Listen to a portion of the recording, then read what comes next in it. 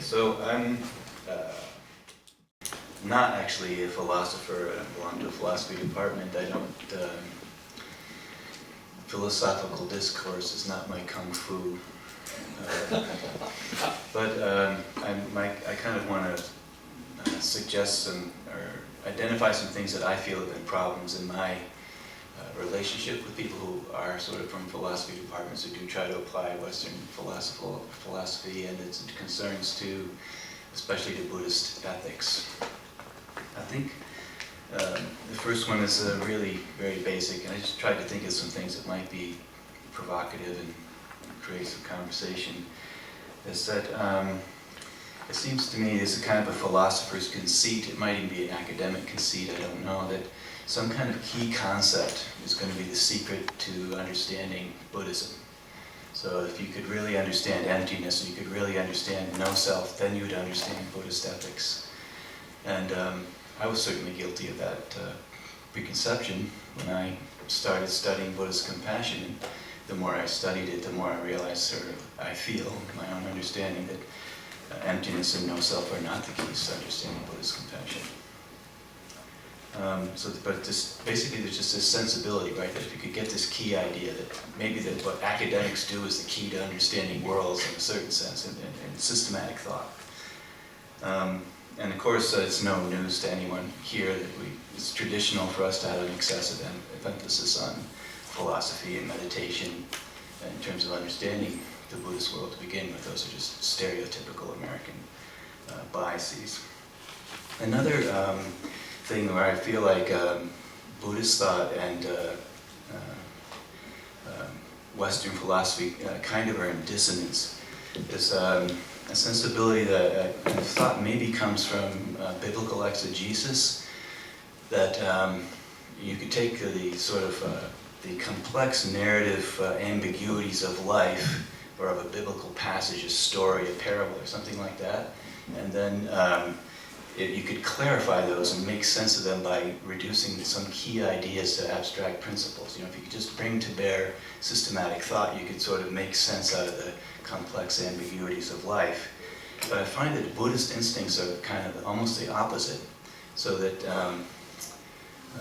if, say, Chandrakirti is trying to explain compassionate killing, what he will do is just list off 10 different examples.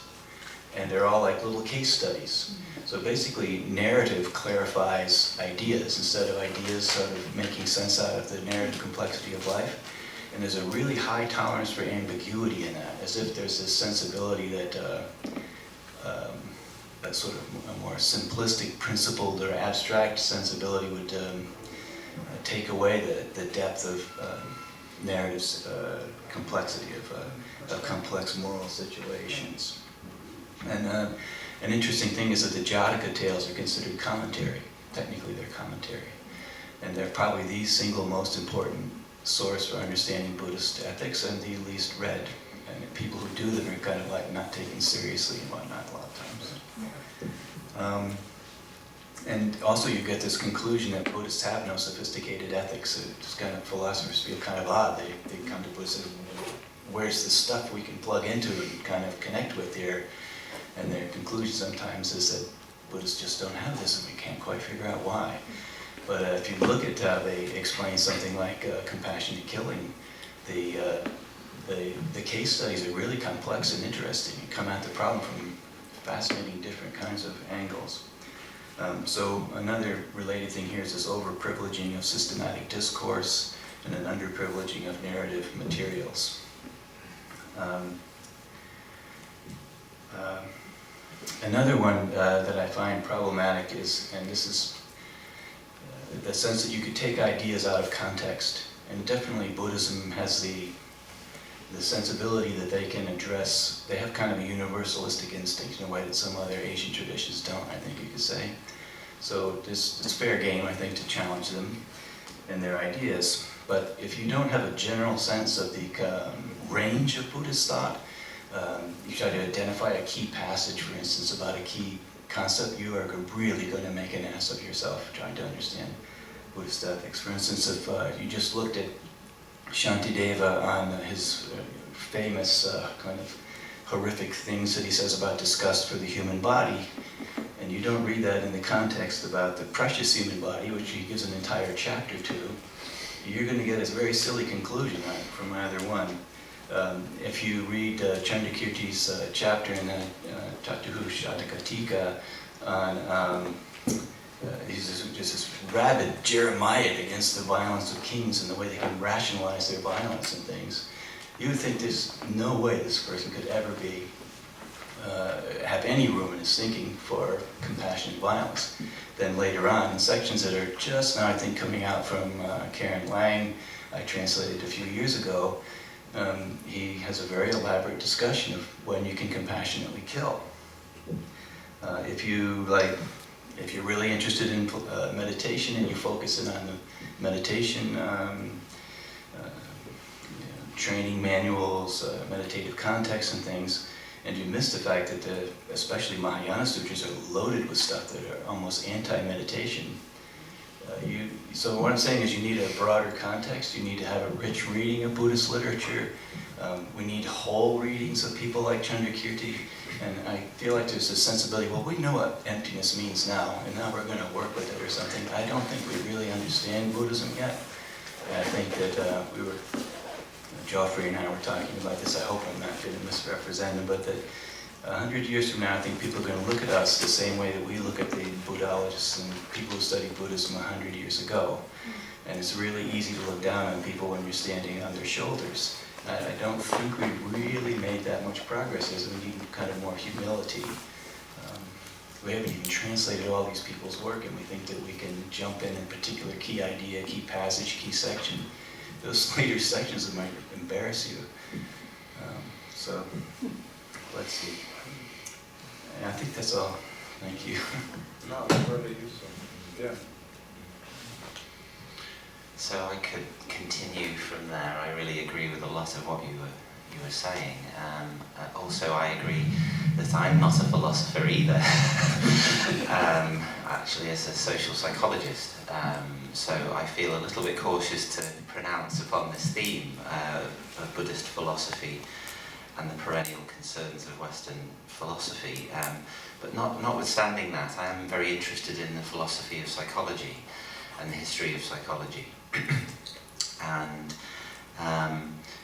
I think we could be cautious around to what degree Buddhism has a philosophy, in the sense that we understand philosophy, or is a philosophy.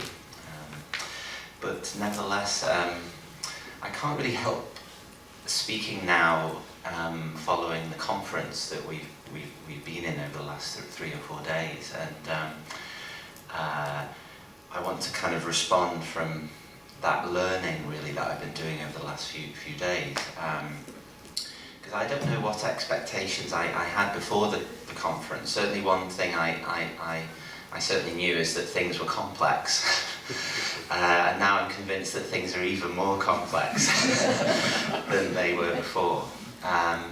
But the other thing I didn't anticipate is that I would become more critical, I think, of the ways in which Buddhist thought and practice is being adapted and understood in our present day modern context. I hadn't anticipated that I would go. Before, I was pretty let's say, both respectful but also wanting for very nuanced sort of dialogue, which I really still would agree, especially when it comes to the adaptation of Buddhist thought and practice around mindfulness and the various clinical interventions. As someone who teaches not in clinical contexts, but in broadly non-clinical and educational contexts, I was very concerned that both that there was a lack of criticism, especially social criticism, around these interventions, which may well be very helpful therapeutically. I think I'm very concerned about the social contexts and functions of these interventions.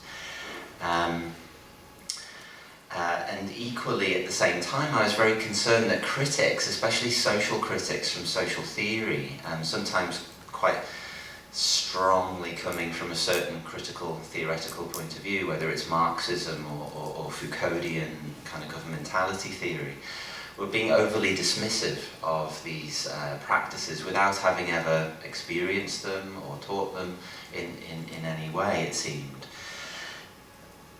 During the conference and now after the conference, I feel even more critical than I did before about these practices, and I'll need to spend a bit of time myself to figure out why it is that I've adopted this critical position. But I want to try to address this theme of philosophy and just to give you a sense of where I've come to now in my thinking at this point, mainly in order to get your sense of where you are and what you think about this.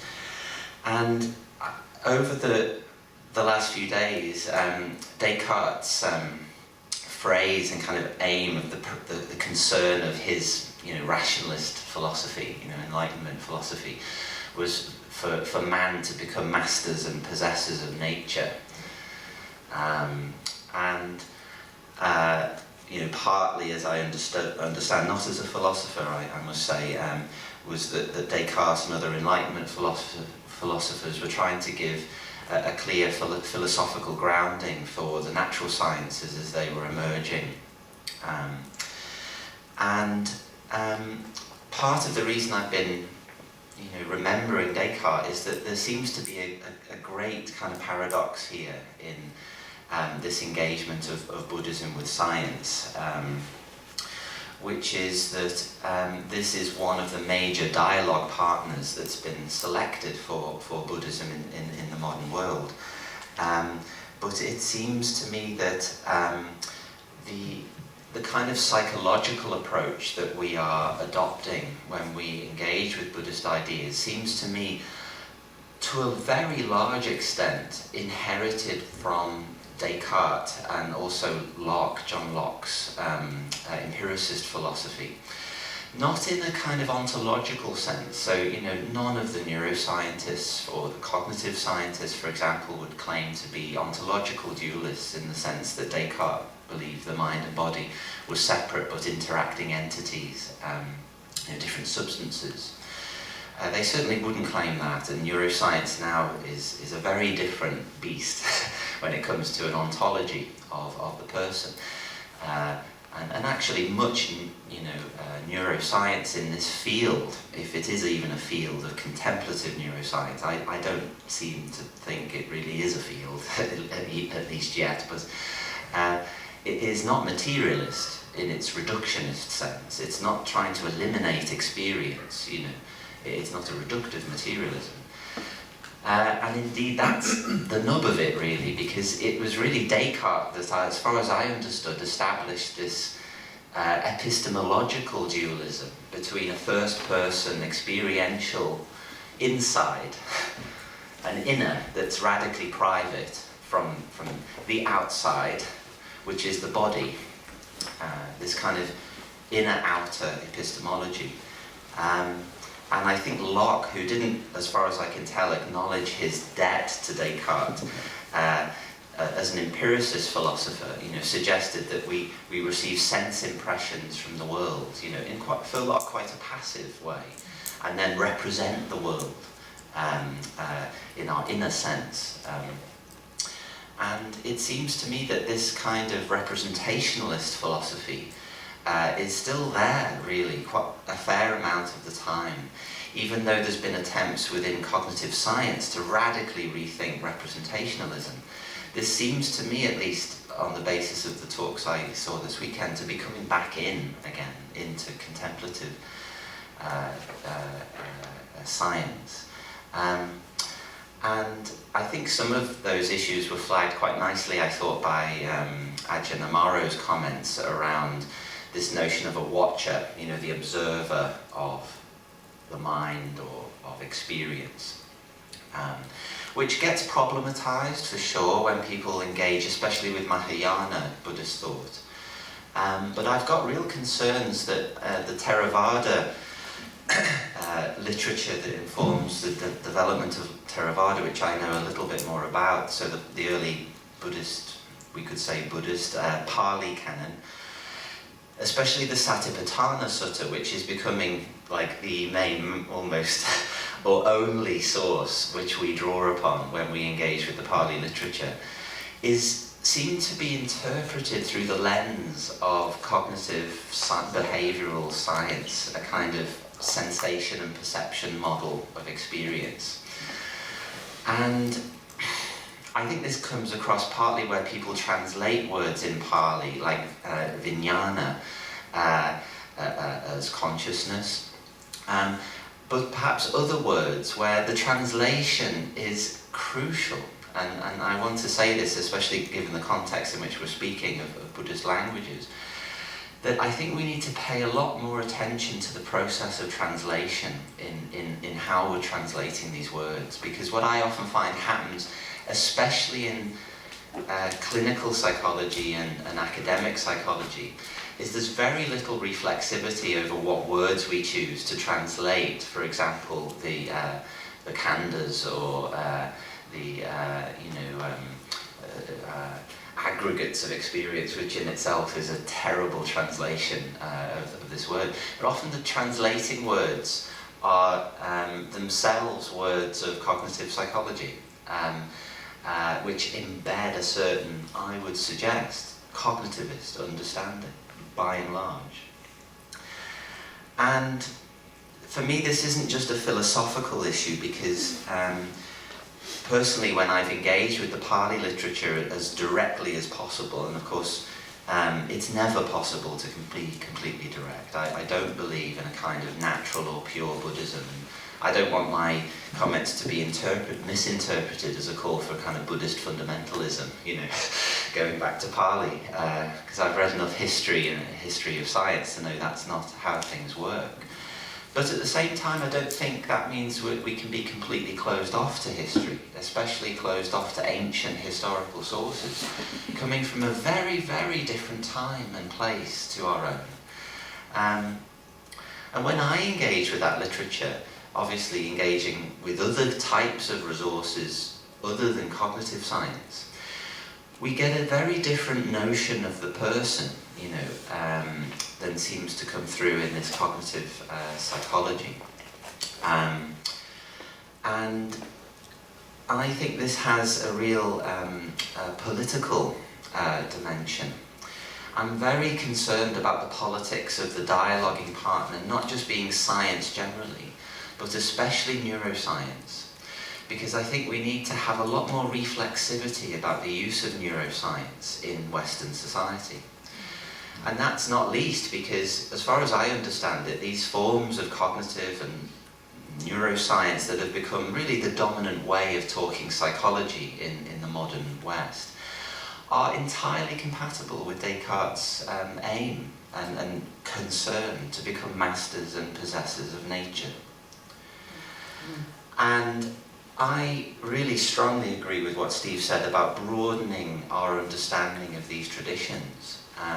And also I want to echo what Jeffrey said in the comments, that the inclusion of the monastic Sangha at the conference was incredibly important, not just for the presence they were bringing, and not just for the symbolic role that they play, but also their actual practical embodiment of a very different relationship to nature. And it's that relationship to nature that I think is very different to the neuroscience relation to nature. And I just want to leave one point which I think really needs to be included in our insight and, in our investigations and inquiry into this dialogue, which is the sources of the technological innovations that are so crucial to neuroscience, the sources of the neuroimaging technology. Can we broaden our wisdom enough to include the technological, the environmental consequences of sourcing the components to create neuroimaging machines? Along with what I mentioned in the brief talk I gave the other day around the animal laboratories that are so crucial to the functioning of basic science, in psychology and basic neuroscience. Are we willing to extend our investigations beyond the psychological, to also include the cultural, economic and technological foundations of our science. And I'm afraid I am finding myself feeling ever more critical and pessimistic that is going to happen. But I was very much encouraged by the remarks of one of the Bhikkhunis, a student of Bhikkhu Bodhi, working on climate change activism, and including that as part of our reflections. And I think this might produce a very different kind of dialogue and encounter than we've had so far historically, which has largely been confined to psychology and therapy, notwithstanding the importance of those therapeutic applications. Thanks very much. Yes, thank you. Well, I'm now overflowing with thoughts. Substantially agree with everything that's been said so far, but it's also kind of very stimulating, so kind of hundreds of springboards, as it were. And my neuronal equipment is sufficiently limited that I'll probably forget half of what I might say in that regard. But I'll say a few things and we'll see what happens. Yeah, right in the very introduction, there was talk of the attempt to get worked out what is the right translation, sort of thing, of the language, and we've just heard some more about the language. And I also think that getting to the end of that quest for the right understanding is a hopeless, never going to happen, or at least I hope it's never going to happen, because actually this is an activity, burrowing into the deep meaning of the vocabulary and the deep meaning of the things that you find in those texts that you're talking about. It is extremely valuable and important. But of course it is interesting to look at how we in the West tend to do that, and then to compare it with how some people in the East have done it. Because I think when we in the West try to do it, we're really got the question, well, what is the right translation? Yes? What is the precise, a bit like what is the one key to this concept, you see? That's one way, it's one question you can ask, and it's often productive, and it's a way of proceeding. But when you look at writers like Dogen or Shinran, you see that they didn't approach the text in that way at all. That their manner of working with these ancient writings was to look at what are the possibilities of this text or this statement. Or if you take the Chinese characters of this ancient statement, as Dogen might have done, what happens if you shuffle them? What happens if you put them in another order? Because of course the Chinese language particularly is quite pictographic, and so it's closer to being a sort of three-dimensional or even four-dimensional grasp of meaning, not just a linear or point by point, you see. And Buddhism, I suppose, my sense of it is as of an opening up rather than a narrowing down. Yes, rather than a reductionism, rather than a, very much what Steve was saying at the beginning, I mean, not just in the domain of ethics, but in all the domains. It's not just a matter of catching the one thing as the key to all the others, but of seeing how this opens up another whole, you know, every little bit of the Dharma that you look at opens up another three universes. And so it's like that, you see. And for instance, I mean, I think you said in passing that translating the skandhas as aggregates is a terrible translation. and in some ways it is, but in another way it's not. because if you think about the modern or postmodern philosophy of somebody like Alain Badiou in France, where the notion is essentially that oneness does not exist. Everything is plural. Everything is a set. Everything is a group. Everything is an aggregate, actually. That in the natural presentation of things, it is always complex. It is always a narrative. It is never a singularity. The singularity is what we do in our attempt to understand something. Yeah? And by imposing singularities onto things, and then counting those singularities, we then arrive at quantities. And therefore we have a way of understanding the world in terms of measurement, in terms of quantification, in terms of geometrifying it, putting it into blocks, which we can then manipulate like Lego bricks, as it were. But none of these are the thing itself. Yes, and then this is kind of the general tenor of phenomenology and so on, and the attempt of the sort of phenomenological strain in Western philosophy is to try and grasp back to the things themselves, which of course you can't do. It is contradiction, you can't. In your attempt to understand, you will always impose singularities onto things, but it nonetheless is very important to have a sense, an intuition of the fact that this is only an imposition upon them. This is not how they are in themselves. That every singularity that you look at is actually a group, in mathematical terms, a set. The fundamental theory of mathematical logic these days is set theory. And everything is a set. Sets are not sets of singularities. They're not groups of entities. They're sets of other sets. And those sets are sets of other sets. And so it goes on. So the voidness, in Buddhist terms, is infinite complexity, actually. And reality presents as infinite complexity. And of course that's bewildering and awful. In a sense, terrifying. Yes? If you take the Buddhist teachings head on and you just bang up against them, it's terrifying. Yes, impermanence, non-self, all this stuff, void, it gives you nightmares, you see. So,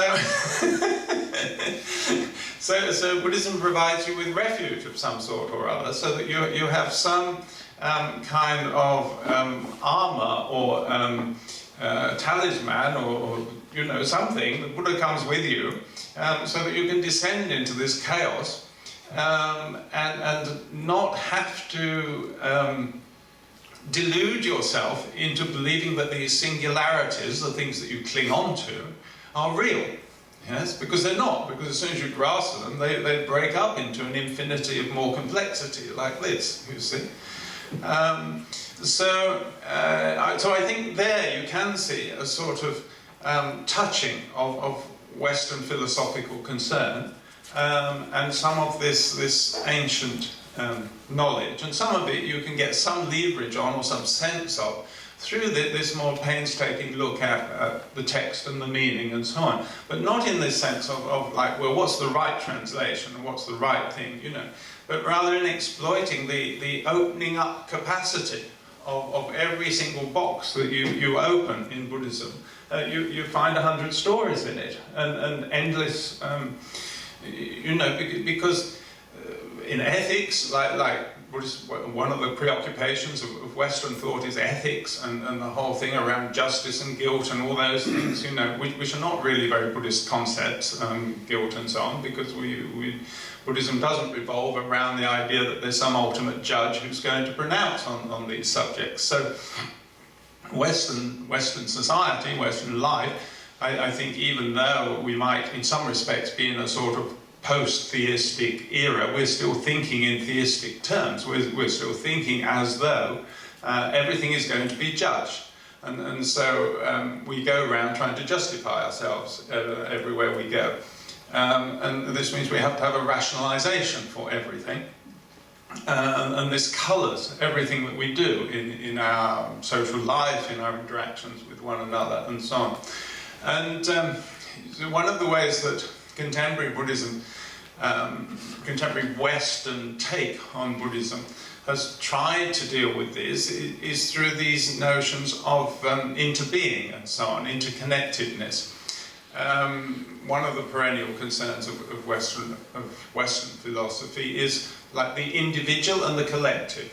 Yes, we've been struggling with that politically, philosophically, religiously, in many ways, down through the centuries. Big political movements, you know, communism and so on. It's had a huge impact, this preoccupation with the individual and the collective. And one of the ways that that's manifesting contemporaneously, not just in Buddhism, I have to say, I mean, many of the things that we think of as being the contemporary, the sort of characteristics of contemporary Buddhism across all the schools of Buddhism, whether Theravada, Mahayana, whatever you are, you also find in all the other spiritual movements at the moment. Sufis are talking about the same thing and so on. Interbeing has become a sort of, or interconnectedness, or interdependence, or co-arising, or something of that kind. For which, you know, you can find your resources in the Buddhist texts if you want. There's plenty there. You can go to the Avatamsaka Sutta and you find plenty there that you can use to sort of fill out your manifesto for this side of the argument. But it's like, I think the reason it holds our attention has much more to do with the fact that it is a perennial concern of Western society and philosophy than to do with its real centrality in Buddhism. It's one feature of Buddhism, it's part of Buddhism, there's material there. But of course Buddhism also provides plenty of material for the other side of the same argument. And I'd certainly like to put in a little bit for the other side. Because at a personal level, you know, when I'm not travelling and teaching and doing what I'm doing right now, I'm living alone. Yes. When I'm in France, I'm a hermit, really. There's a great deal in Buddhism about being on your own and standing on your own feet, not being dependent on other people. You know, you have a rhinoceros discourse, dwell lonely as rhinoceros, and so on. And there's a great deal about being singular. And of course, this also has a reflection in the Western tradition, and it takes various forms, because you endlessly hear us say, well, we live in an individualistic society. Yes? Well, what does that mean? You know, individualism seems to me to not be about being alone or standing on your own feet. It seems to be more substantially about posing as an individual for an audience. And so it's not actually an individual or independent. It's not an independent positioning. Yes, there's all sorts of culturally approved ways of declaring that I am an individual and I did it my way, sort of thing. You know, the Frank Sinatra song and so on. You know, Leonardo da Vinci wrote in his books, only when you are alone are you truly yourself. When you're with even one other person, you are only half yourself. Now, this is a very interesting thought, you see. And it's kind of the other side. Yeah? And I think, just as other people have been saying, that the thing is complex. And you can find resources and material for all this complexity within the Buddhist literature. And what we're tending to do is to have our Western agendas, what we want to say because of a Western psychological preoccupation. And then we're mining the Buddhist material for stuff that we can use to justify whatever our position is. And we're then representing it as that's Buddhism. Yes? Rather than allowing ourselves to be changed by Buddhism, we're changing Buddhism to fit our pre-existing agendas and psychological preoccupations. Yes, like that. I mean, I'm being waved at, so I should shut up in a minute and take the Dalai Lama's advice. And so I'll shut up now and come back in if I think about some of the other things that were whirring around in my head while other people were talking. Thank you very much. Thank you, everybody. Okay, we'll do a round of applause. So take a couple of questions. I may have been a little too encouraging of not.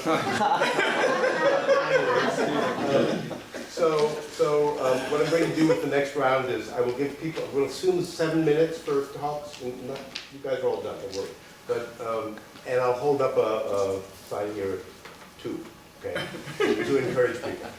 But for for now, that's fine. I'll take 2 or 3 questions. I have a question, Jack. Mm-hmm. So it's for the first Stephen. In traditional East Asian medicine, for example, with facial diagnosis, they have different maps of the face. And you'll have the spleen and stomach here and the liver here on one map, and another map it'll be totally different. And you have to, when you're, as a Westerner, learning that, just accept the fact that that's the way it is, and probably from differences in geography and time, different schools of thought created different pictures, and then at some point there was a coming together, some kind of empirical decree where we're organizing all the information. So were you suggesting that the ambiguity or contradiction should be presented at the same time so people begin to appreciate the fact that there are these differences, or? Well, the ambiguity would be on a number of levels. I guess one would be that in the same text, it's Indian discourse style. This is both Hindu and Buddhist texts, to be sort of hyperbolically emphatic about whatever. It's like the thing, the only thing, the way this must be understood. And you would think, okay, I'm done with that on this topic with this author. Right. And you'll find that there's like 20 other things in the same text that are in dynamic interrelationship with that statement that are also the one and the only thing. And the other would be this sort of almost active embracing of ambiguity and ethics, that to just dive into narrative complexity and to try to hold that. There's a lot of kind of neat stories where people sort of like tell somebody they're going to hell, not long after the Buddha sort of explained, if you're a soldier and you go to war to kill, you're going to go to hell. Somebody claims, you're going to go to hell. The Buddha says you just can't say that to someone, because karmic conditions are so infinitely complex. The idea is that only Buddhists could even understand them or really see that complexity. So that sounds like different medical systems. And if it was the same author, that would be consistent with what I'm saying. But you wouldn't, I suppose in that case, you wouldn't want to say, was it Japanese medicine X, on this. I probably would want to read across a broad spectrum and see what the district systems were. And I guess it would be that toleration of ambiguity there.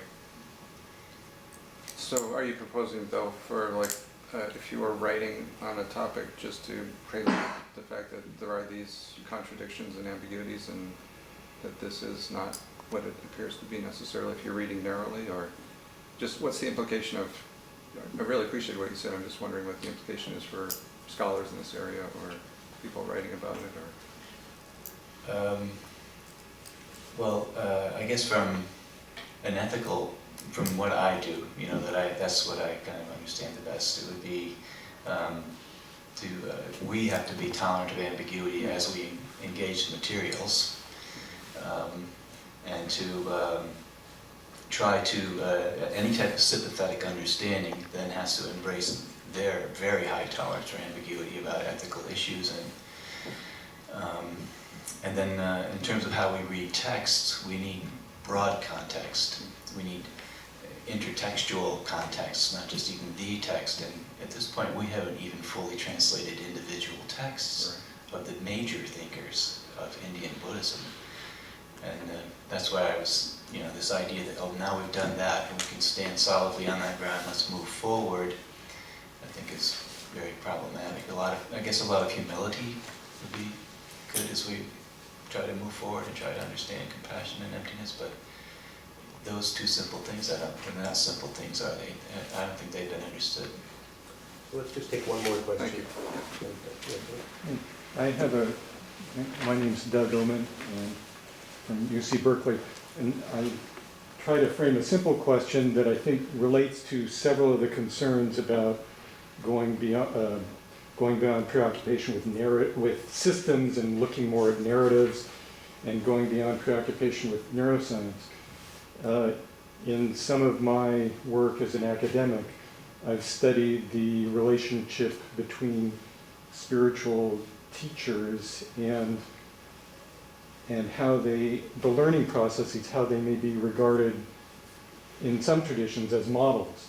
And so my question for everyone is, within Buddhist tradition, what are the resources available or accounts available of the processes through which students learn from teachers, or especially a spiritual teacher? I notice there are different words that could emphasize different aspects of it. If you call the person a preceptor, then it would seem to emphasize instruction, but maybe there are other words that would emphasize other aspects of learning. Thank you.